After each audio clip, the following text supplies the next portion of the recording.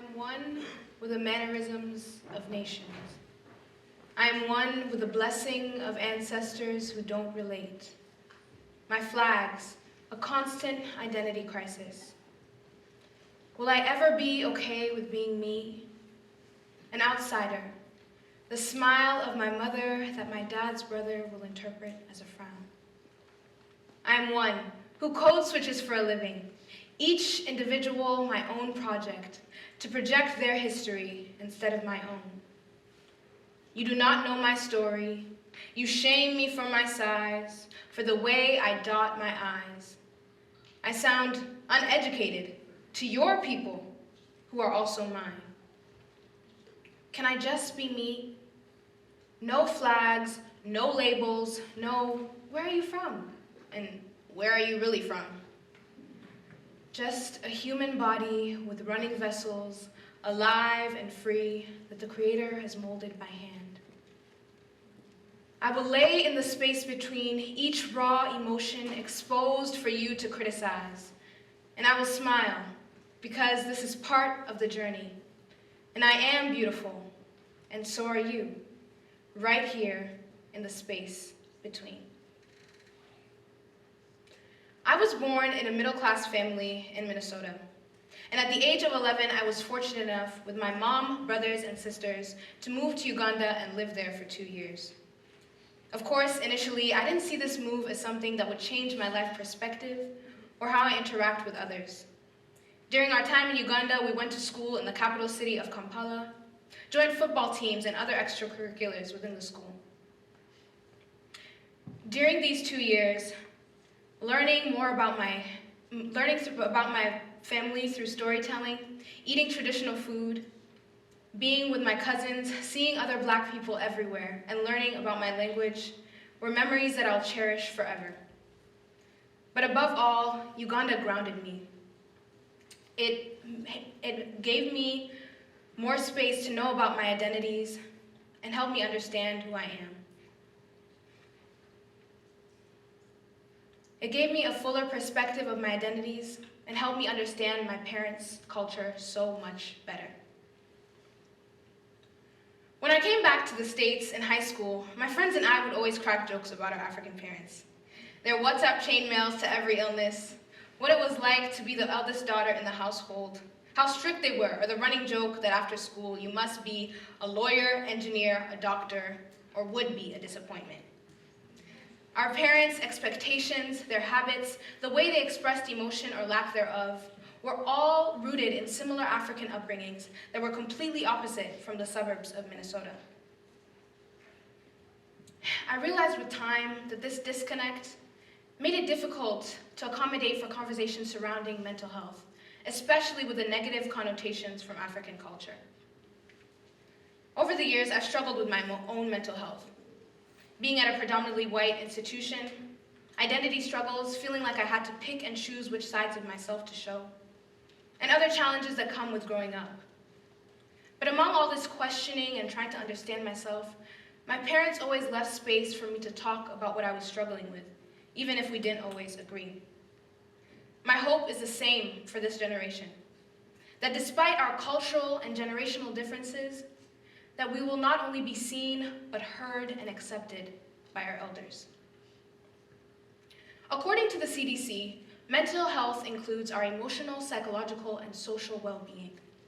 Maintaining our physical health is just as important as maintaining the wellness of our spirits and the internal processing going on inside each and every one of us. Mental illnesses have been around long before the conversations that have sparked, especially during the COVID-19 pandemic. Africans have largely viewed mental illnesses in a holistic way, which is opposed to Western culture that has more of a biomedical approach. Historically, in most African societies, people with mental illnesses have been perceived as spiritually possessed, deviant, or weak. Driving in the streets of Kampala as a child, sometimes we would see a person walking, talking to themselves in rags unkept, and my family member would say, "Hey, look at that Ngwidaro, crazy person." Looking back, I realized that this crazy person was most likely dealing with a serious mental illness that they or their family member was not equipped to deal with. And I can't fully blame my family members for using this terminology because we don't have words to directly translate mental illnesses in our language. When I showed a family member my unit on schizophrenia in my psych textbook, she lectured me on how Muzungus, white people, always focus way too much on these illnesses. With there being a social stigma back home, topics on these conversations can be seen as Americanized, sensitive, or just rebelling against what our African immigrant parents have instilled in us. Additionally, coming from a Christian background, some mental illnesses are still associated with religion, and parents may recommend prayer as a solution for all hardships. The taboo around mental illnesses has led to many family members being isolated, where others have been stripped of their agency to be independent and flourishing members of society. As reported in May of 2022 by the Ministry of Health in Uganda, 14 million out of the 43.7 million citizens are currently living with a mental illness, with either anxiety or depressive disorders being the most common, sometimes leading to suicide. With time since the COVID-19 pandemic, we've seen Ugandan youth reach out and spread awareness about mental illnesses through social media and other campaigns. But there's still a long ways to go before this information is spread throughout the country and across the continent. Another aspect that greatly defines African culture is collectivism. We all know the basic definition of collectivism, depending and valuing one's society over oneself. In Uganda, how I saw this manifest was through people consistently showing support for one another. In times of grief, people would come together, stay for days, and lend a hand. For weddings and birthdays, same thing. People would come together and celebrate. As a preteen living in Uganda, my aunt and uncle always treated us like their kids. We were picked on like their kids, scolded like their kids, and loved on like their kids. Similarly, my parents grew up with several family members and close friends in the home. This togetherness is something so invaluable, something that such a disconnected country like the States could definitely use more of. In collectivist culture, there's an emphasis on obedience, communalism, and instilling cultural values that have been passed down in the family. We see a stark difference in Western culture that focuses more on the self. These fundamental differences do impact African immigrants, as they're coming from a collectivist background and generally supporting family back home. Despite being raised in an African household, we are heavily influenced by American ways of thinking at a young age. We are taught to know our favorite colors, fun facts about ourselves, to identify how we feel, and show how you stick out from the crowd. This becomes a very, sometimes competitive and toxic environment among our peers. We are taught that who we are is more about what we do and how well we do it, instead of being mindful of our community and their well-being. On the other hand, there is some good that comes from living in an individualistic society. You are more forced to be self-sufficient, and you're able to express yourself, from your creativity to the way you think, feel, and the life you intend to live. You are able to separate yourself from your community's expectations and march towards your individual goals. Over the last 4 decades, we've seen an exponential increase of sub-Saharan African immigrants coming to the States, with a large percentage coming from Nigeria, Ghana, and Ethiopia. These immigrants all have different backgrounds, different ethnic groups, educational and socioeconomic backgrounds as well. In this voluntary transition, there's plenty of uncertainty and loss as they move away from home to expand on educational and financial opportunities. There's also significant differences for immigrant and child as they move and adapt to a society that is in so many ways culturally and systematically different from their own. For some parents, depending on how long they've been in the States, they're not aware of the concept of race and the history of systemic and institutionalized racism.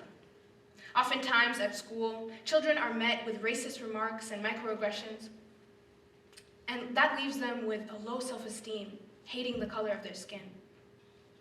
Most parents are very focused on educational and economic success, neglecting the reality of race that their children must then process for themselves. They are taught to know and understand their ethnic identity, but must process their blackness as well in this white America. With the understanding that I am up here representing a single experience, I have a few words for my African immigrant children, our parents, and the beauty that I believe to be the family and its potential. First, to the parents, we love and appreciate you. Each of your journeys are so different, but you've made sacrifices for us to expand on opportunities in this country. Some of you have endured civil wars in your home countries. Others of you have faced poverty and had to lose loved ones to either AIDS or other diseases. And not to mention being ridiculed for not knowing English as your first language. As your children, we cannot start to put ourselves in your shoes. With that reality, there's another reality that you're raising children in America. Children who are going to learn and understand the world completely different than you do. And we can acknowledge that this uncertainty, this fear that we will become something totally unrecognizable is valid. It's scary because you don't have control. But that's the benefit of having a relationship with us, so that we can communicate these differences and that you're aware. As your children, we want you to partake in our lives, but we want to partake in yours as well. There is a big knowledge gap in mental health literacy within our communities, and neither of us should battle in silence. As your children, we want to make you proud, and we want to know that we are loved regardless of if we tick each and every one of your boxes. To the parents that use religion as the only solution, know that it is possible to both pray and see a therapist. Sometimes we do need that professional help. We need you to be curious as to what's going on in our emotional worlds so that we can thrive together as a family. The plain truth is that our children are suffering.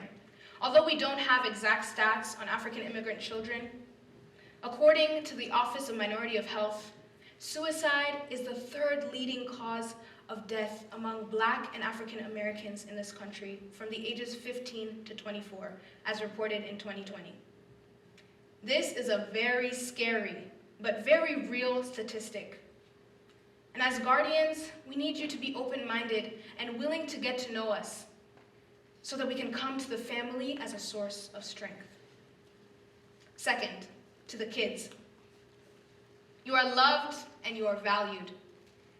Your parents may not show this love in the way you wish they did, but you may have to be okay with the way that they do. You are not weak for having emotions. We come from a very rich culture, and for most of us, our parents are the only thing connecting us to this culture. So it is important that we listen and understand from them. Over time, I have learned not to dismiss their opinions, even with my psychology know-it-all background, and to embrace all the great and amazing things that African culture has to offer.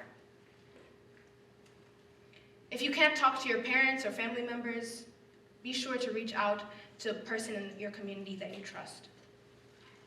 And lastly, to the family. As my mother always says, everything starts within the home. What your idea of love is starts in the home. What you believe to be bad or good starts within the home. Your home can either make you or break you. It is on us, both parent and child, to come together and lean on each other for help. It'll take great collaboration and compromise, but with these efforts, there's potential for great healing and growth. I believe that building a family is one of the most sacred endeavors in this world. And I'm so passionate because of the space that my parents gave me to feel both seen and heard. And with what they didn't understand, they gave me the greatest gift of all, a listening ear. Thank you.